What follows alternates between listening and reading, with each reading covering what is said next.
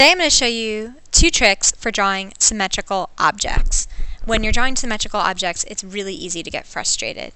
I have a vase in front of me, and if I were to just try to draw, I'm going to do it quickly, but if I were to try to draw each side exactly the same, just by focusing on it, it's a lot harder to end up with something that isn't quite as lopsided. And so that's me just kind of doing it by looking at it. But if I want to get a little more precise, what I'm going to do is this. One trick is to use the symmetry trick. And I'm going to draw a line down it. Now I just call it the symmetry trick. It's not really an official name. But if you run a line down the very center, then the whole time when you're drawing the object, you're going to be comparing all of the sides to where it would be in the center of the object. So in order to get myself started, I just kind of drew the top of it, and now as I go down, I'm going to draw one side versus the other. And that's what's so challenging. The challenging thing is not drawing the first side, but of course matching the side on the other that you haven't drawn yet to the first side that you drew. So often we draw the second side, but it doesn't look even close to the first one. What happens when you do that is you're comparing the side to the other, and what the other side is the reverse of the side you're trying to draw. And so all the calculations that you're making in your brain are not as precise. There's just a lot of feedback going on there. When I'm comparing the distance from the center to the edge, the calculations become more accurate. And so I'm kind of looking, okay, how far is that? Oh, it's about that far away. Very nice.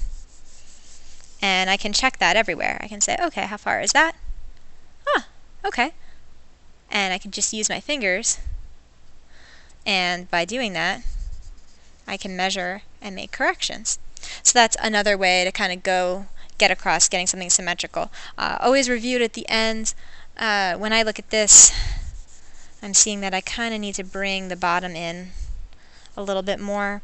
Sometimes when you sketch in the beginning, some of the areas where your sketching gets a little out of control sometimes takes over when you're trying to do it. And I also am noticing that maybe this needs to be a little fuller.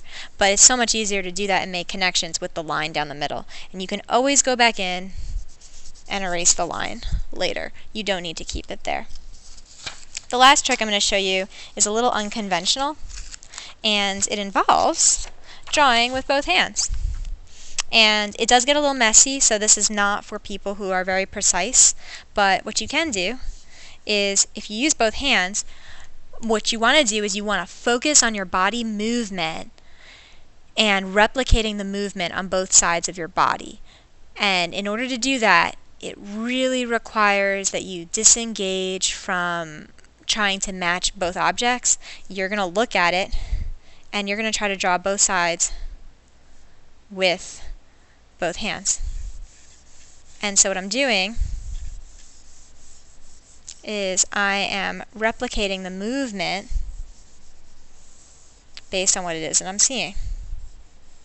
And this is a little sketchy right now, but the great thing about that is once I've kind of done that, I can go in and I can finish off the object or the vase.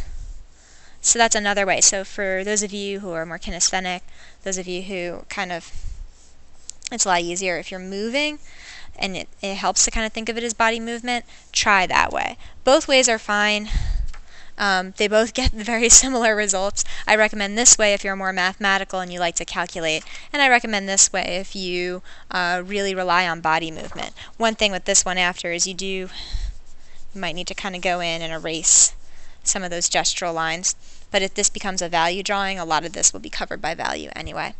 Great! I hope this is helpful for drawing symmetrical objects. Keep practicing a lot of these techniques, and remember that it's not always the way that you're going to solve every problem. It's just good to have it in the back of your mind if you're having trouble, because it is a really reliable way to draw something that is symmetrical.